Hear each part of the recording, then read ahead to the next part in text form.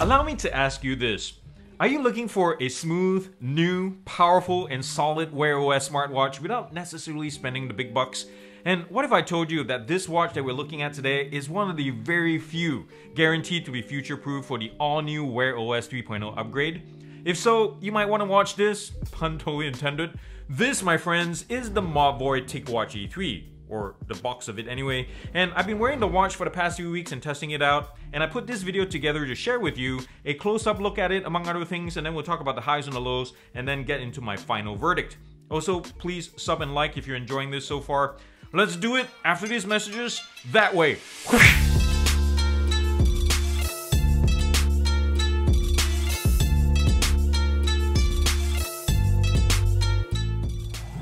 Alright, so how much does this puppy cost? Well, it's $199 before discounts, and it only comes in one color option called Panther Black. But if you look at it closely, it looks more like gunmetal gray, doesn't it? Especially in this surround of the aluminum frame right here. If you need more of a color splash though, you can swap out the straps. They're 20mm, so it's standard size. There's plenty of options on Amazon TicWatch. In the background is the Qualcomm 4100 chipset, pretty brand new stuff, and it's capable of running the brand new Wear OS 3.0. But as of right now, it doesn't do that yet. We're still stuck with version 2.0, and I'll talk about that a little bit more detail in the show. There's 1 gig of RAM as well as 8 gigs of storage, plenty of power, plenty of storage for apps as well as music. But in case you're wondering, you can officially sideload your own offline music collection. You have to do it through Spotify or YouTube Music or whatever subscription you may have. In terms of battery life, there's enough juice here to last about 1.5 days with screen always on, notifications turned on, intermittent heart rate monitoring, and sleep tracking turned on. But if you do add, like say, activity tracking once per day with GPS on for an hour, you're looking at about 20 to 25% battery drain right off the bat, so something to take note of. But if you want to drag out the battery a little bit more, there's a mode called Essential Mode, and from the home screen here, you tap this one or hold down the bottom right button. You have Essential Mode, or I've shortcutted this on my watch face as well. And if you turn this on, it basically turns the watch into a dumb activity tracker. Therefore, for me at least, it nets around 11 days on average. But that's way less than what's quoted by the company. They say it's 45 days, so but 11 days is still pretty darn amazing. The touchscreen is a 1.3-inch LCD display, and as you can see here, even though it's LCD with really contrasty blacks, it's not its strong suit. The colors are really punchy, really nice and solid. I like it. It's 360 by 360 pixels, so there's a lot of screen real estate. But what really mars this is, look at this, the bezel just goes on for miles and miles. The display also has another cost-cutting feature, if you want to call it that, which is Corning glass protection. It's not Gorilla Glass here, but I have to say though, I've used this for like 4 weeks and pretty roughly, and I've not seen a single lick on this thing. Now on the side here, we see a mic, and it's flanked by 2 push buttons. The top one's the main button, and this one is the secondary function button. None of these rotate to navigate, it just does push button functions. And on the side here on the left is the speaker, and it has a water clearing function in case you take it swimming or showering and it gets clogged up. It clears it out and just pushes out the water pretty darn effectively. We also have NFC on board for Google Pay, as well as Wi-Fi connectivity, so you're not relying on your phone. There's also the usual array of GPS protocols. Bluetooth is also available here, so you can connect to your Bluetooth health tracking accessories when you're doing activity tracking, or audio devices to play music.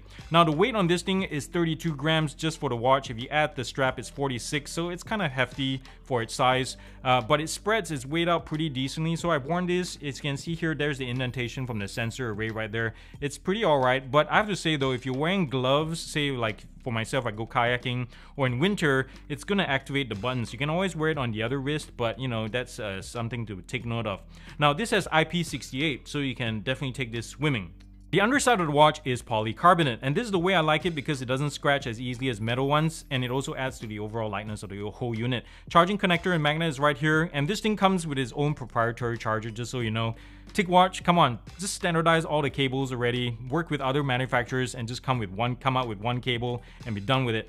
The sensor array is right here, and it sits about 1.5 millimeters away from the body. For what it's worth, the sending units are all in a cruciform formation, and the receiver is right here in the middle. The buttons are easy to press as well, not too hard, not too stiff, just right. That's what she said. And the build overall is really, really nice. I like how the screen flows, or the glass flows into the frame. My fingernails don't catch into it. Really nice stuff. Some of you may say this is cheap looking and all that, but for 199 bucks, it's not bad at all. You can jazz it up with a nicer leather strap or something, or colorful one, and I think it will bump up the looks quite a bit. Now, what you won't find here, as we mentioned earlier, there's no OLED screen, or there's no micro SIM or eSIM slots here, so you can use this independently of your phone or whatever for phone calls.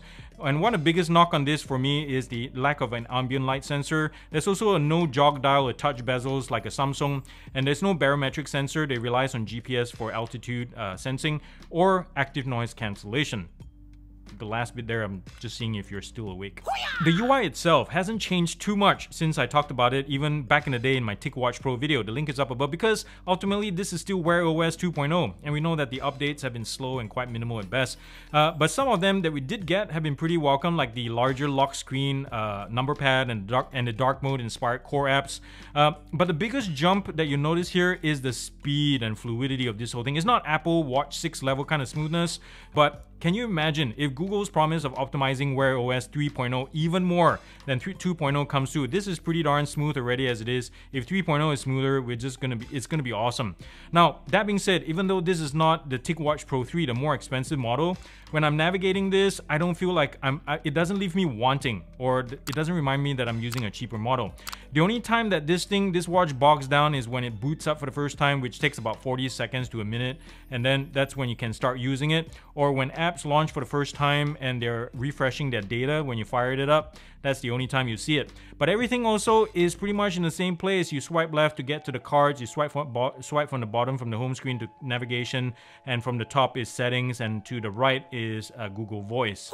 You know, from the moment I powered this on for the first time and have been using this on a day-to-day basis ever since, I've been constantly impressed with the speed and relative fluidity of the E3.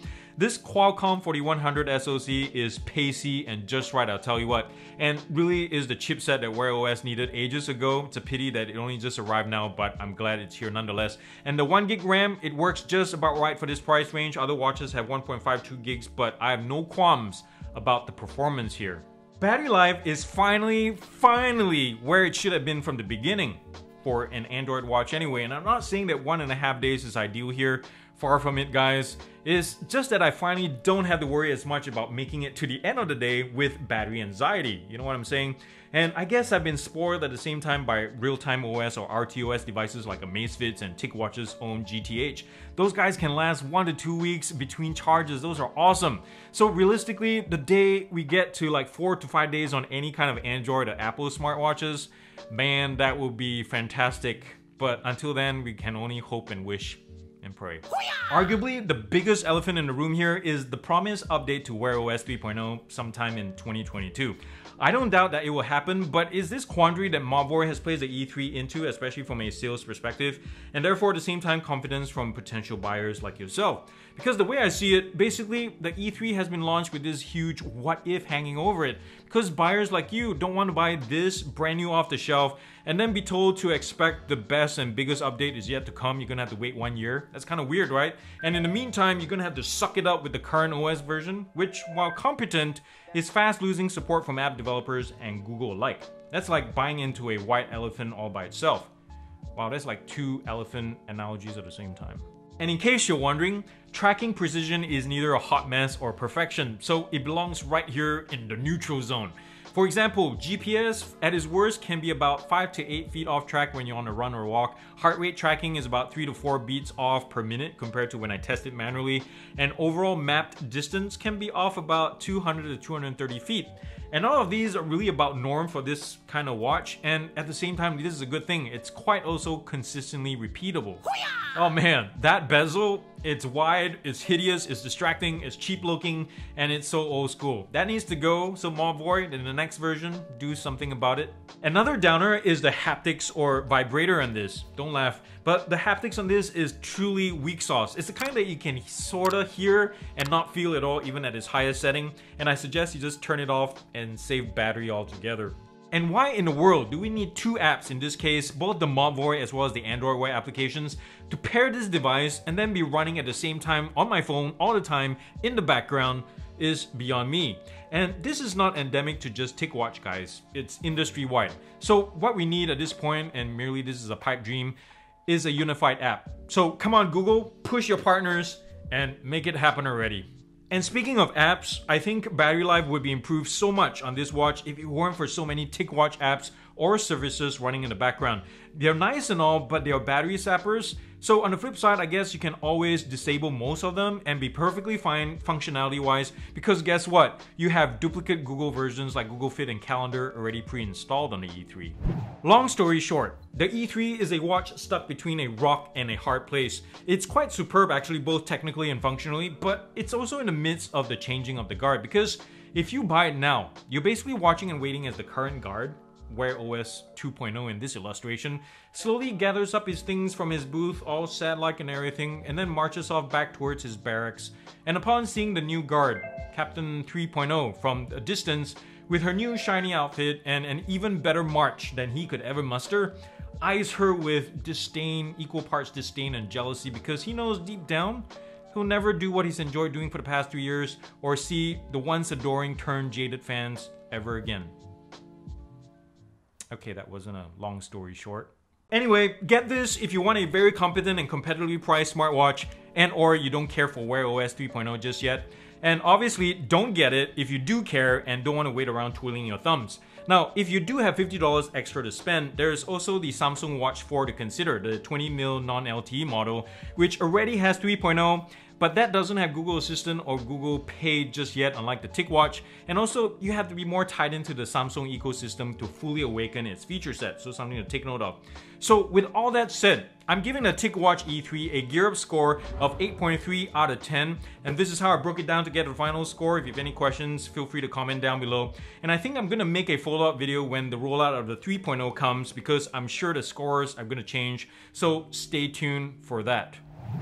Alright guys, before you do anything else, I want you to smack the subscribe button down below like it's been naughty, yes, whoosh, and turn on the bell notification icon while you're at it to get notified for whenever I drop new videos, which is like twice a week nowadays. And if you'd like to support GearUP by buying me a cup of tea or coffee or just leave me a tip, you can visit my Patreon page down here. And among other things, you can get your name, like these two guys right here, shouted out for all the world to see. And also remember to thumbs up if you like this video and comment nicely down below, that's super important stuff. And also thumbs down.